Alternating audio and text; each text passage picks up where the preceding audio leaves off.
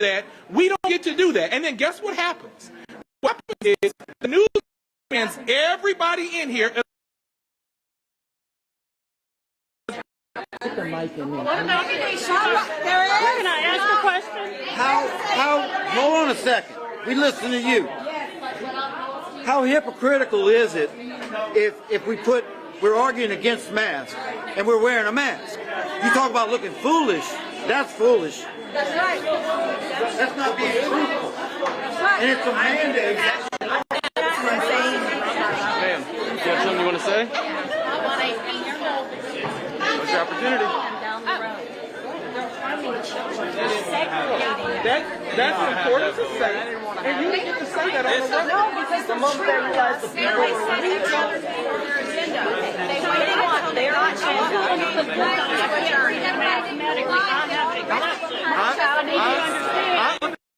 The bottom line is, we didn't get to have the conversation today. But you didn't, because we were willing to move. They were 12 feet away from anybody, if not more. I was willing to move to the other room. I can't breathe in my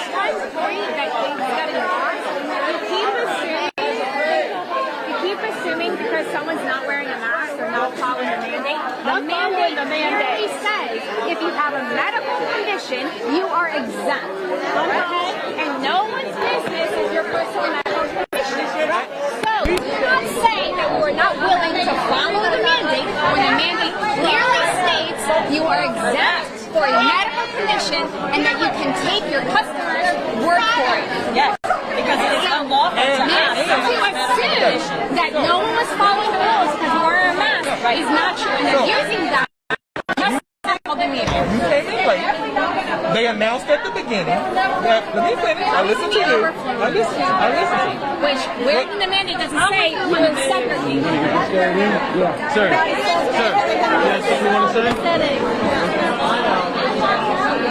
Yeah, please say and talk to us, man. Does anybody want to talk? Yeah. We're talking out.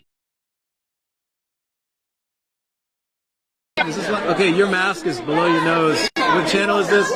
So we just want the right to be able to have a meeting, and Bessie canceled the meeting. First, they allowed us to be in there without masks, and we had the meeting going on. Then they adjourned for like 2 hours. They come back and they say, everybody's got to wear a mask or we're kicking y'all out. The people, you know what we started doing? We actually wound up having our own meeting. And we had people speak, and then they wanted to come back and host the meeting. Now they adjourned it. As soon as we get to the issue that we're all here for, which is about the mask and the AG Jeff Landry's opinion on who has the control over the mask. So we're the overwhelming majority, and we're not a bunch of rednecks. We are civil people, as much as you might not see it on the camera. By the way. Guys, this is a big issue. It's about civil liberties, and nobody here is opposed to a mask, right? What we want is the freedom to choose whether or not wearing the mask. It's either or. Not a forced thing, not a forced vaccine. I'm Jonathan Copel, teacher from St. Tammany Parish. I'm also suing the St. Tammany Parish School Board. So if y'all want to follow up with that, just get in touch with me. Which school were you at? I was at Fontainebleau High School, Mandeville. Look, I've got the thing from Epic News that the NIH director said that right here, school mandates are not based on data, but they're telling us to follow the science. It's backing this up. There is science saying that our kids are being harmed from it, but they're telling us we're crazy for that. But that's the NIH director saying this. So who are we supposed to believe now? They tell us to believe him, but there's no data to back up this information. We just want our kids safe. I'd like to say something. They want us to go outside. We're going outside if anybody wants to come talk. Excuse us, anybody wants to talk, we're going outside.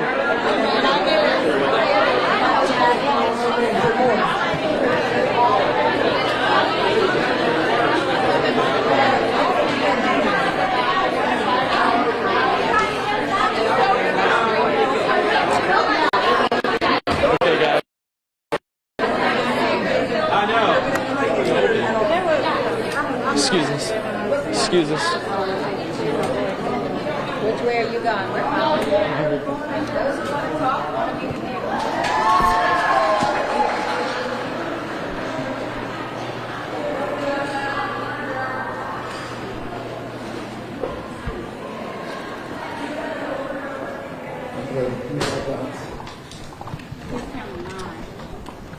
Are y'all getting notified of the story of people? We're letting everybody come out here and talk. Who wants to talk? I just need your shirt, man. It's white. Need something white.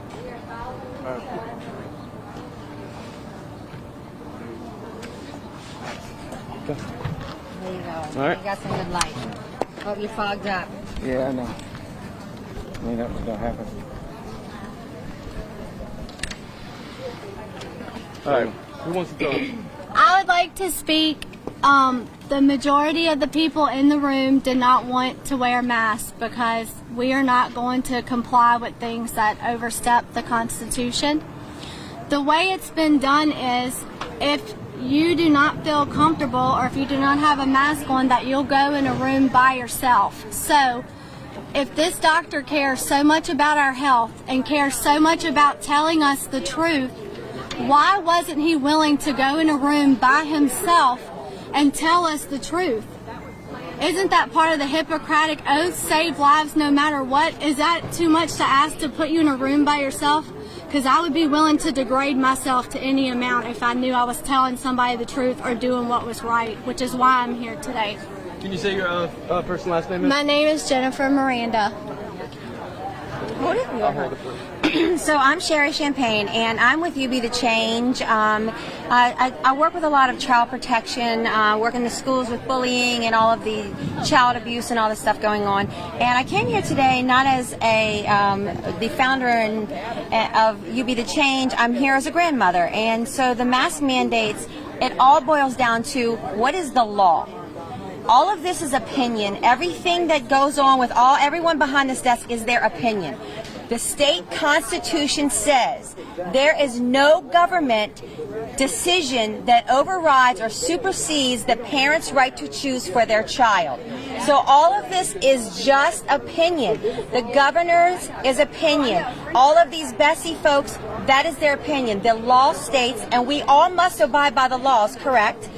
That it states that none of this supersedes our opinion on raising our children the way we see fit is in the Constitution.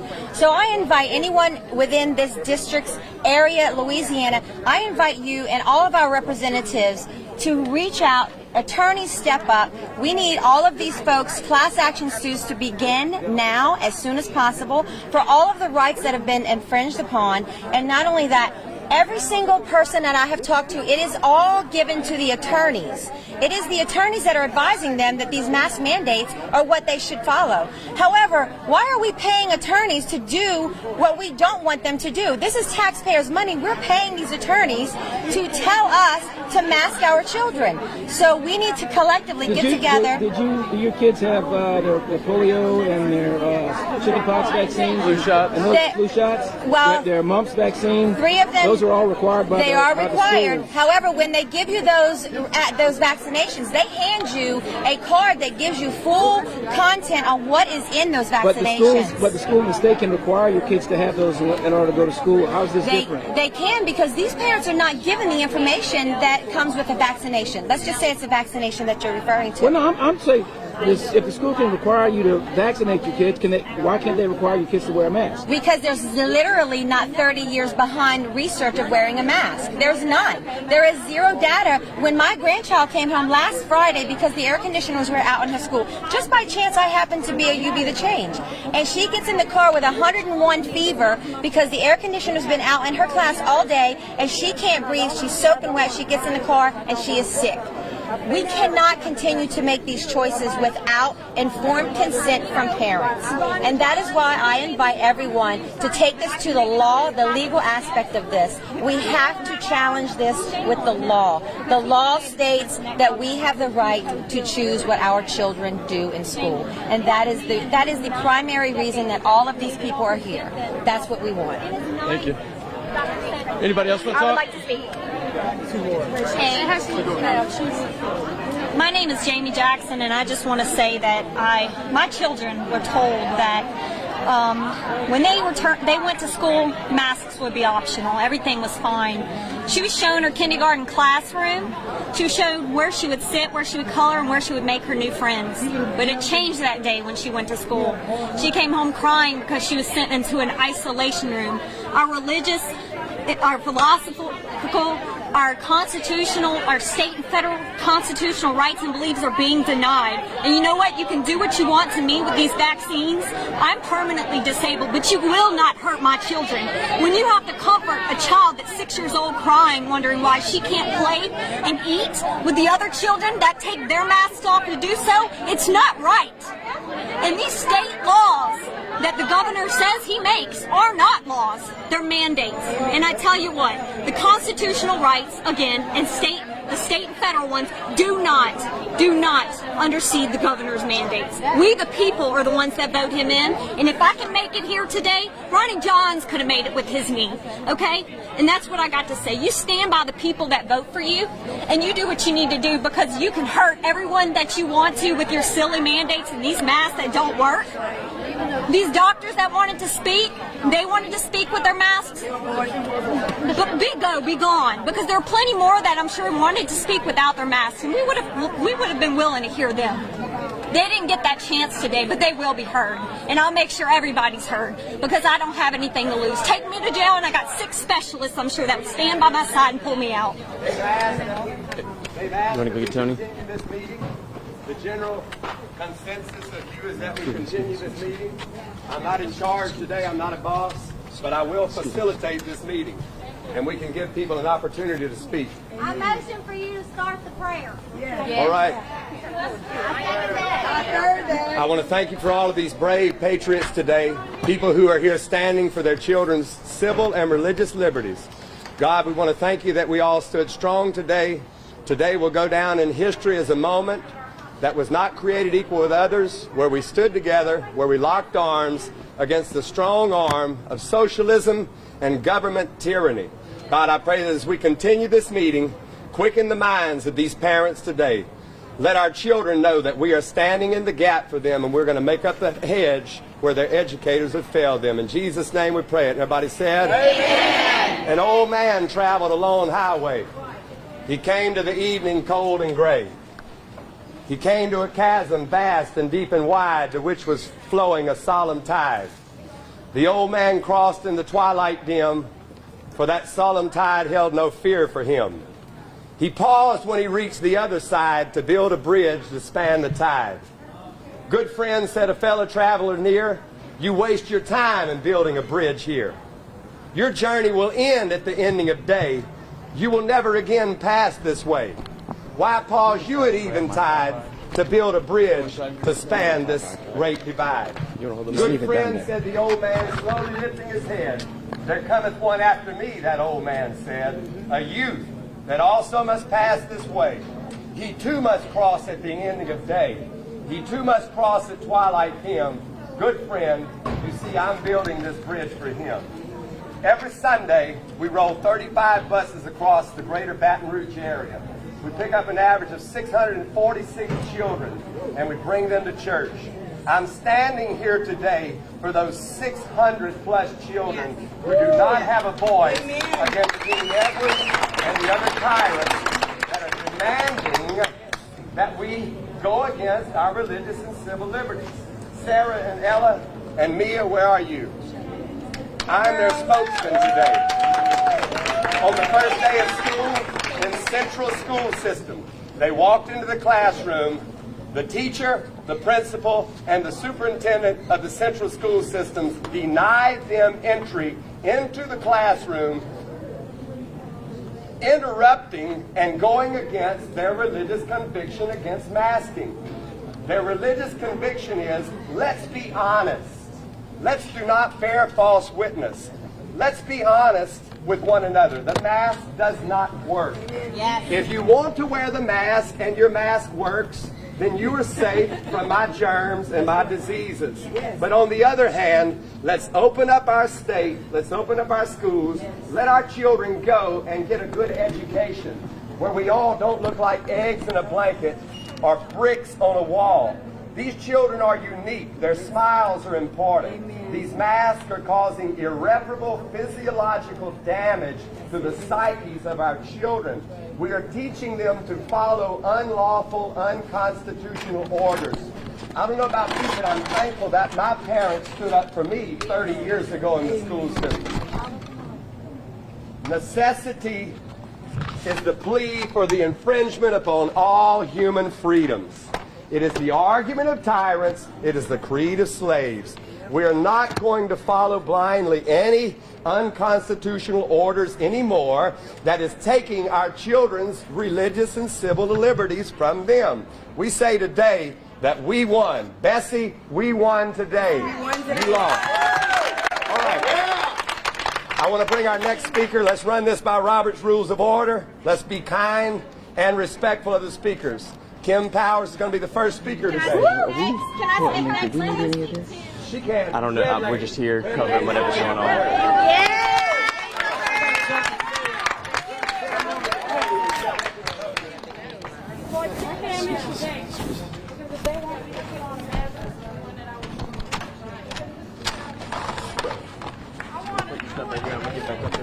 Don't worry about that. I'm just getting some videos for cover. We'll get back up there in a second. You know what they said on the way down? N-word, germs, N-word, germs. Right here. Now, we know what the N-word is, but why the germs? Why did they say germs? I'll tell you why they said germs. They had the Dr. Fauci's of their time, which was white supremacists, scientists, surgeons. We actually had the father of gynecology assassinated, was recently removed because he experimented with black women like myself on our uteruses without anesthesia. We were nothing but experiments to them, just like the men of Tuskegee, and there are many more. And you're telling me that all of a sudden I'm supposed to trust my government with my health? I came to church to my son last year in the privacy of my own home, just me and my husband, and our 3 children, because that's where I felt the safety. Do you know that black women are 3 times more likely to die in childbirth? Did you know that? As per our white counterparts. Now why is that? Does it have anything to do with the father of gynecology, with that surgeon who made the assertion that black women don't feel pain? Could it be because of that surgeon, that doctor, these trusted individuals? So why the N-word, germs? Because they were told by people that they respected, by scientists, by doctors, that we had certain type of germs that they couldn't be exposed to. And you know what? They went in a one-room school and were denied an education because of their N-word germs. Well, I'm here to say that I am nobody's N-word, and I don't have any germs. I came here for freedom, the freedom for my children, because I will die before I allow them to be humiliated, scrutinized, and for goodness sakes, that goofy contraption known as a face shield, take it off. This is absolute positive lunacy. We're heading backwards. We're going backwards. If you're telling me that listen to the science, listen to the doctors, we had 2 doctors to speak on our behalf yesterday. 2 doctors. They had a doctor, which makes their doctor more credible than our doctor. If you know anything about science, science is never settled. How come we're being censored? How come my Facebook page got shut down? If you follow me on Facebook, you will notice that page is very brand new because they took my last one down. All right? These men of Tuskegee, they were experiments. They were lied to. But all of a sudden, I'm supposed to trust that whatever the government says is right. I'm supposed to put a mask on my child. I will not have it. I will not have it. I will not hurt my child's immune system. And the last thing I want to say is that these masks have been proven by science and testing to actually harm the children. This is child abuse. This is child abuse. They found fungi, viruses, bacteria, all in these nasty, filthy piece of cloth that these children wear all day long. If you want to put on a filthy, disgusting muzzle over your face, by God, it's your right to do so. But don't you take my right. What side of history do you want to be on? Yes. Good job. All right. Next, we have Kim Powers. Woody Jenkins. State Representative Woody Jenkins is second. Everybody's going to have an opportunity to speak. If y'all can hold it down back there, we're conducting a meeting. We're conducting a meeting. If Bessie can hold it down, we're conducting a meeting. Representative Woody Jenkins, let's give him his attention, please. Hello, everybody. I'm Woody Jenkins, and I had the pleasure to represent people from Baton Rouge and all over the state in the state legislature here from 1972 to the year 2000. And during that time, also served as a delegate to the Constitutional Convention. And it so happened I had the opportunity to play a role in a lot of the issues we're talking about today. I authored the Declaration of Rights of the Louisiana Constitution, the homeschooling law, and provisions of the Governor's Emergency Power Act that we're talking about right now.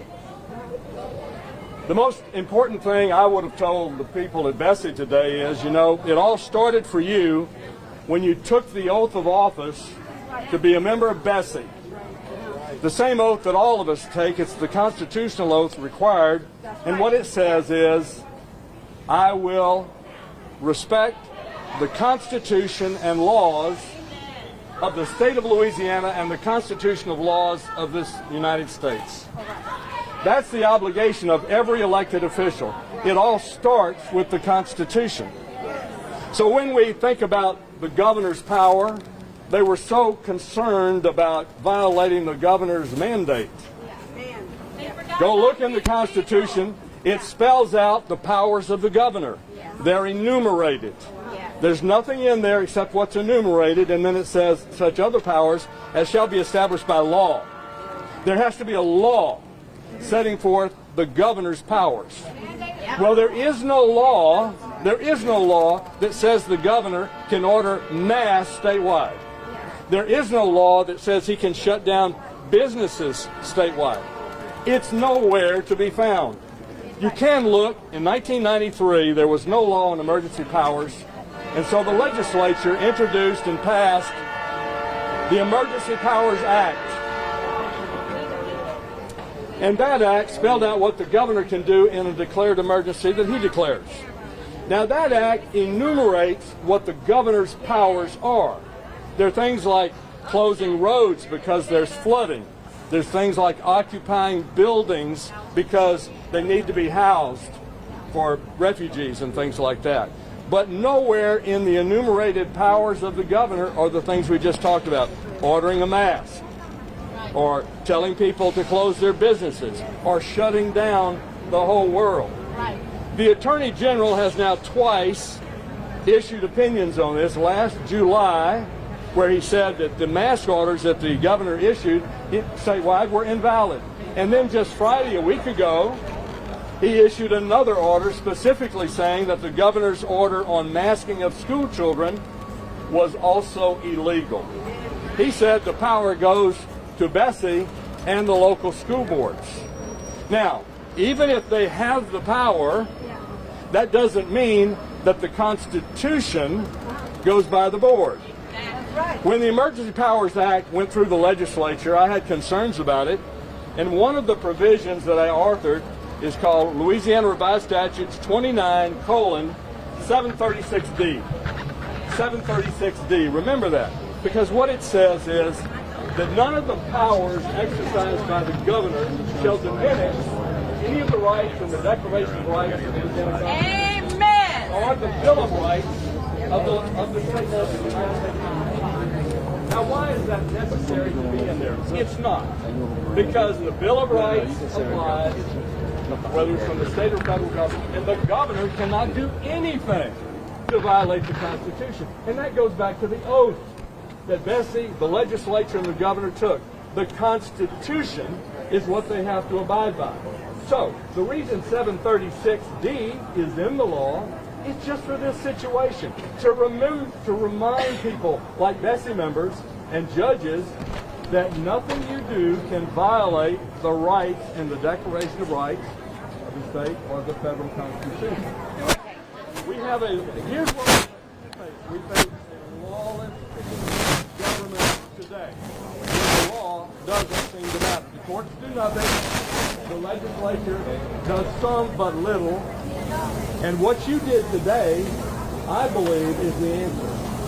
You refused to comply. They were so hoping that they would have you put on a mask. Now, imagine this. You're going to have a meeting to debate the policy of mandatory masks, and you exclude from the room the people who are against the mandatory mask. Segregation. It is segregation. That's exactly what it is. Separation of people because of their ideas, their political ideas. The governor doesn't have the power to order Bessie to have masks in their meeting. If they say because it's in this building, then move out of this building. There's so many places. You come to our place. There's a lot of places you can have masks. You don't have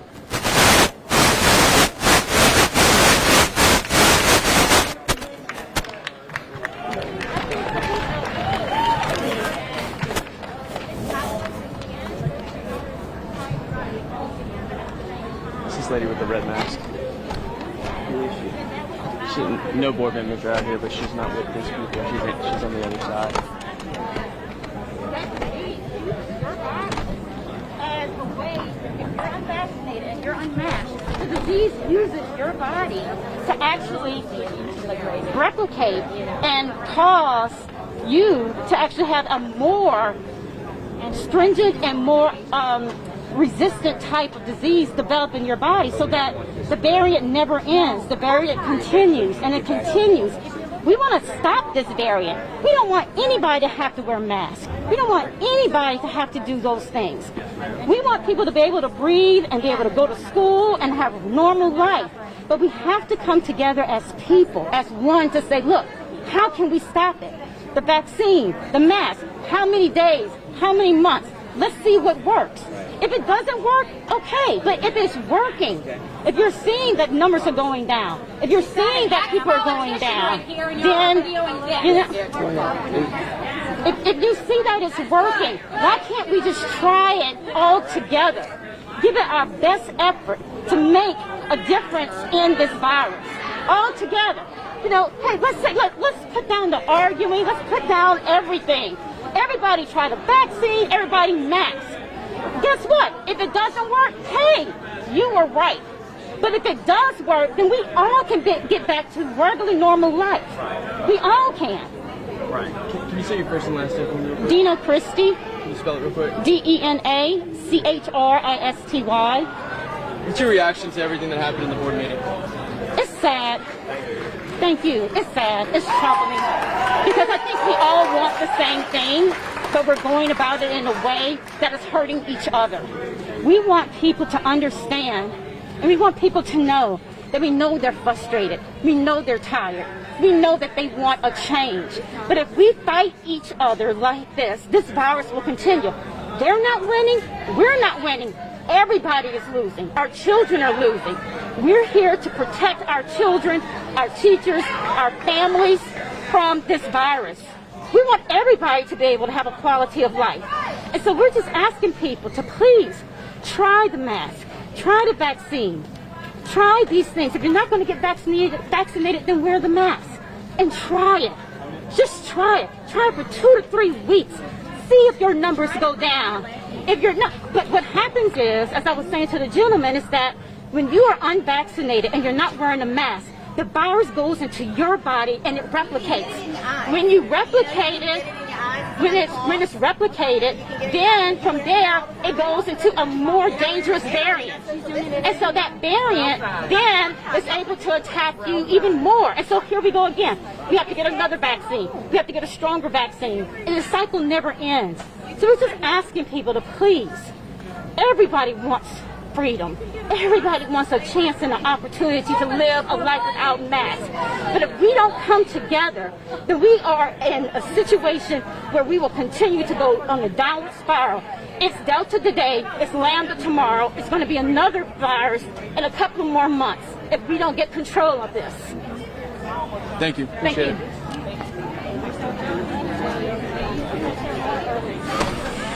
Thank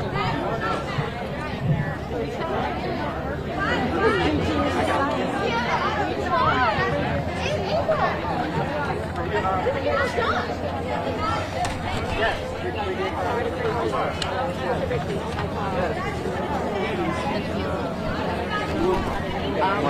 Just so you know, I had the mic up there recording the lawmaker for like. I just hope I'm in your video. I gotta get both. If you're a real journalist, you gotta get both sides. I gotta get both sides. Exactly. What happened to journalistic integrity, guys? I mean, seriously, like, do you have kids? No, so you don't understand. Do you have kids? Exactly. So if somebody's trying to mask them and, you know, isn't it the journalist? I'm a journalist out here doing a job. Right, but you got to get both sides. If you did a 15-minute interview with this lady. But she's the first one from the other side that we've talked to everybody else. Well, then if you did, good job. I guess you're in the minority. Yes, thank you. Thank you. Okay. We're hot. We're hot and bothered. I know. He's good. He's good. He's one of the good guys. Did you see this? These hands are tied just like everybody else's, right? I don't know. I think we got enough. I want you to know that there's another side of the story. And for the record, to correct the story on the ivermectin not working. Ivermectin doesn't work alone. It's like the zinc is the bullet. Ivermectin is the gun.